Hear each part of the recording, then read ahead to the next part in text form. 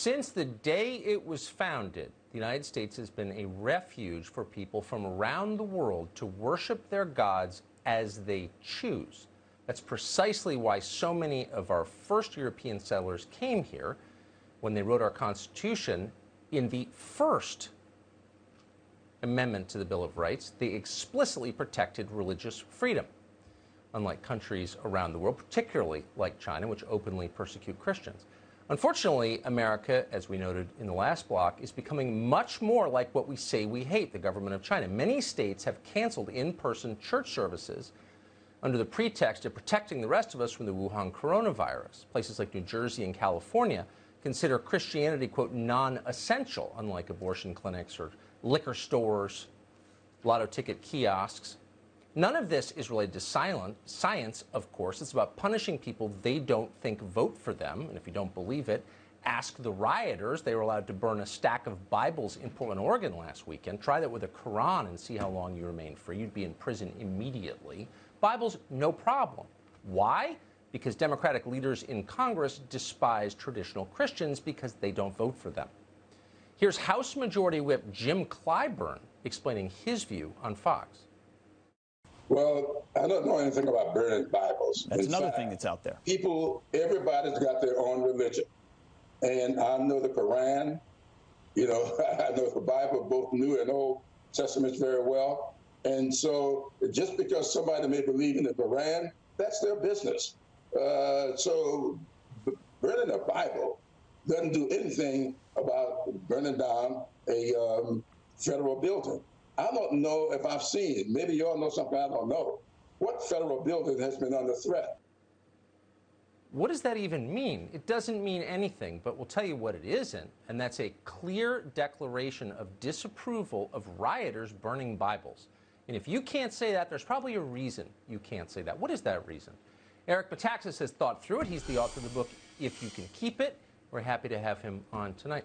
Eric, thanks so much for coming on. Why is it so hard for our Democratic leaders to say unequivocally, I'm against attacks on churches, I'm against torching Bibles, and why is it so hard for Republican leaders to do anything about it? It's ignorance, Tucker.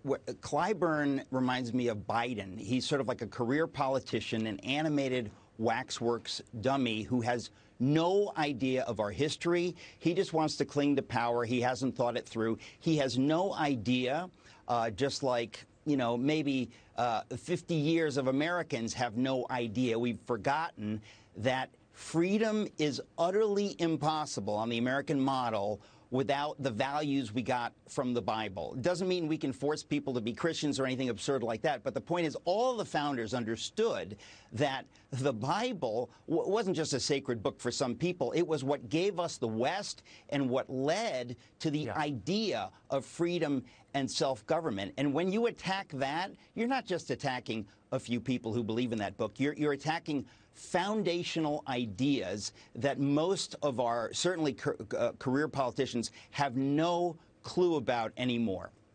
So Christianity, among other things, limits the excesses of the state. This is why all authoritarian governments hate it, because when your population worships an actual God, that suggests that you are not God, and there are some things that you can't do. So without it, there's nothing they can't do. Isn't that the whole point? Well, that is precisely the point. Look, say Jesus is Lord in China, or try it in North Korea. Try it in CHOP or CHAZ or whatever it was called. There are certain things that are so fundamentally threatening. The Bible and people who say, I have a higher authority than the state. I will bow to nothing but the God that I worship. Those people are tremendously frightening to authoritarian leaders. Hitler was one of them. He played patty cake with the church until the gloves came off, and he made it very clear that those people are the enemy. They're my real threat. And if I can defang them, but if I can take power, then they will be utterly defanged. And if I can kind of keep them quiet for now. So any Christians who are not absolutely, and I don't mean just Christians, any patriotic Americans, any people who understand the role faith has played in our history, if you do not stand up and push back with everything you have against the idea that we can be a secular nation will ultimately be China. It'll be a place where the Faucis of this world will and can tell you what to do by force. And when people are burning Bibles and American flags, you might as well be cutting your hands off. These are the two things that have created more human flourishing, that have lifted human dignity on a level we've never seen in the history of the world. Those are the two things. If you're burning those things, something suggests to me that you don't understand that. Yeah. And we should also say they went after, in a big way, the Orthodox in New York and New Jersey who persisted in worshiping their God. Of course. Of course. And they were arrested for it in some cases. Eric Metaxas, thank you so much. No question. Thank you.